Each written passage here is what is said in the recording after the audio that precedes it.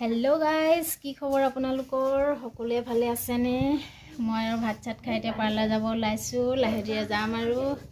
আৰু বাহিৰত চাওঁচোন আমাৰ টিকলিজনীয়ে কেনেকৈ মলি আছে